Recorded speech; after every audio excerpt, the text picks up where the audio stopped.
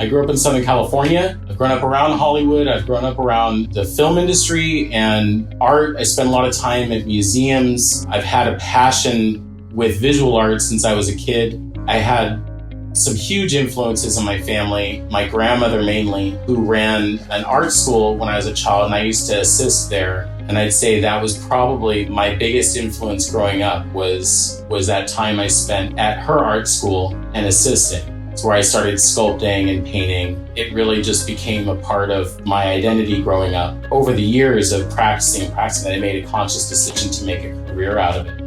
I think the biggest lesson that I took away while being in the animation program at the film school was to make most of my time there and all the opportunities that were around me. I got a rare opportunity that really came to me to work with Disney. I had spent a number of years teaching and working as a developer off and on with Pixelogic, doing freelance artwork within the entertainment industry. And I got a phone call from a recruiter. They said, "Hey, do you want to check this out at Disney?" And I was like, "Heck yeah, I want to check this out at Disney. I would love to work for Disney." And I went in nervous and with my best face on and put my best foot forward and kept my fingers crossed, waited for a bit, and then I got the call. And when I got that call that I got the position at Disney, I celebrated. It didn't even hit me all at once. It was like a time-released experience that is still unfolding as I'm there. And I think it went back and pulled on my childhood heartstrings. And yeah, I mean, what can I say? I'm ecstatic to be at Disney. It's an amazing place to be. The people that I get to work with are phenomenal. What's not to love?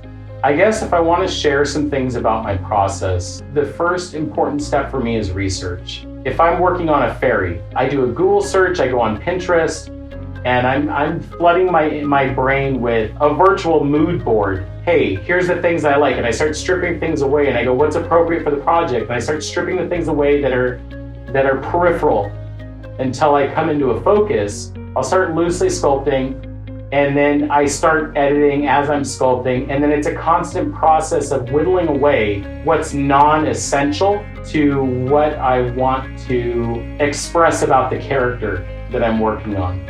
I can't say that any single character or figure that I've worked on is my favorite. I love all the characters that I've worked on. In every project that I work on, I try to bring a level of passion and personal interest in everything that I do. I'm always trying to find those aspects of a character that I love so that I can not just devote my time, but also devote my heart into that work so that it helps propel me towards the end of that project. Because as you travel along a project, and the closer you get to completion, that last 10% is so hard to get through, that if you don't do that, if you don't love everything that you're working on, I think that it's very difficult to really create something good.